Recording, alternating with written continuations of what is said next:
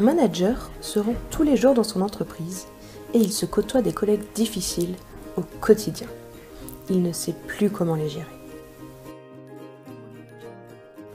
Quel mode de management va-t-il adopter pour gérer les personnalités difficiles? Restez bien assis, on va tout vous expliquer. Scène 1. L'hypercritique.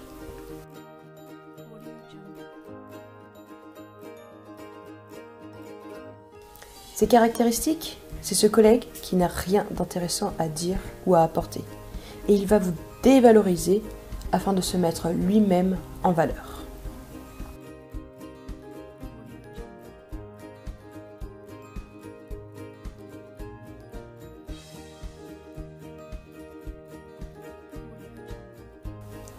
Un jour, en pleine réunion, toute l'équipe trouve l'idée du siècle. Ils ont découvert comment rendre l'eau salée en eau potable avec une simple pipette. Mais l'hypercritique est toujours là pour dénoncer un petit détail qui ne va pas. Aujourd'hui, il a décidé de critiquer la forme de l'objet révolutionnaire. Personne ne comprend sa critique et le manager est complètement déstabilisé. Toute l'équipe est démotivée et veulent abandonner l'idée.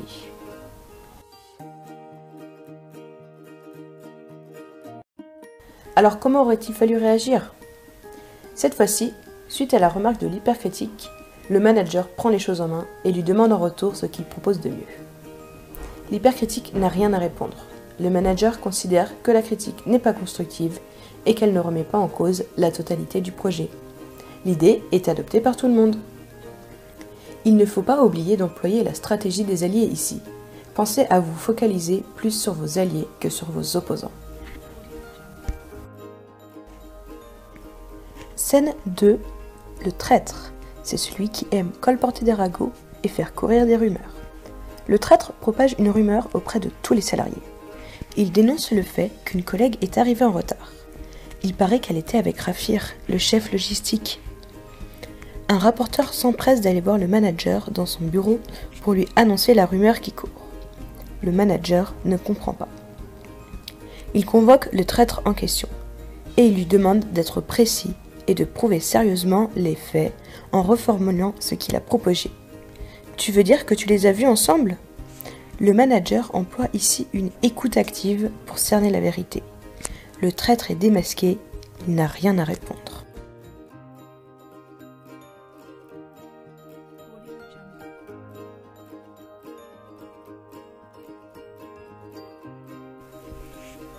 Scène 3.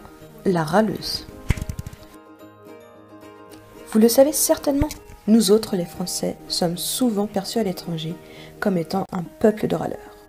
Alors, le râleur c'est celui qui se plaint tout le temps, de tout le monde. À l'entendre, tout le monde fait du mauvais travail.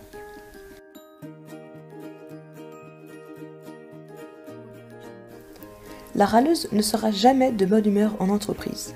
Son comportement déteint sur les autres salariés et crée une mauvaise ambiance au sein de la société.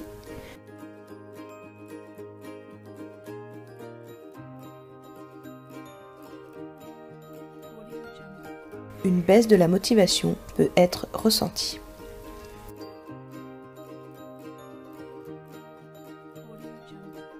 Le manager va à la rencontre de la râleuse et la prend à part pour savoir ce qui ne va pas.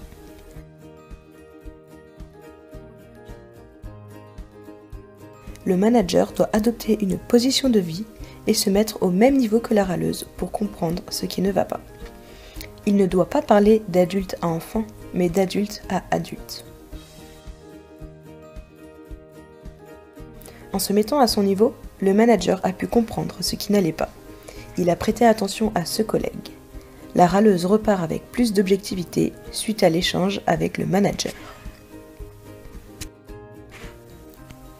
Scène 4. Le solitaire. Ses caractéristiques? C'est celui qui ne vous dit pas bonjour quand vous le croisez. C'est tout juste s'il vous regarde. Si vous insistez, il répond en grognant. Quand le solitaire arrive dans la pièce, tout le monde lui dit bonjour. Mais lui ne répond pas. Il n'y porte même pas attention. Le manager doit prendre en compte le caractère du solitaire. Il doit faire en sorte d'éviter de lui faire des travaux de groupe où il ne saura pas comment se positionner. Scène 5. La manipulatrice.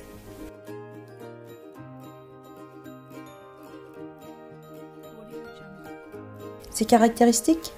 C'est la personne d'apparence charmante et qui effectue du chantage affectif.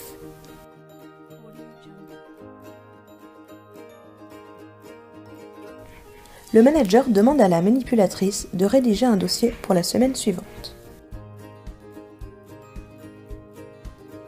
La manipulatrice prend à part un collègue pour lui demander de faire un dossier à sa place en se justifiant sur le fait qu'il n'a pas le temps et que l'autre est bien meilleur pour cette tâche.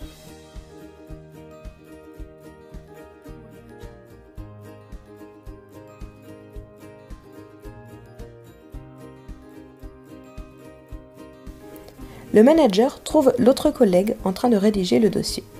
Le manipulé ne sait pas comment se positionner et finit par avouer qu'il est en train de faire le dossier que la manipulatrice lui a demandé de faire.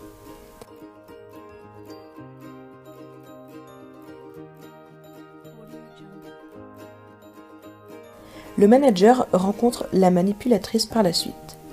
Cette dernière lui fait croire que le dossier avance bien. Le manager n'est pas dupe.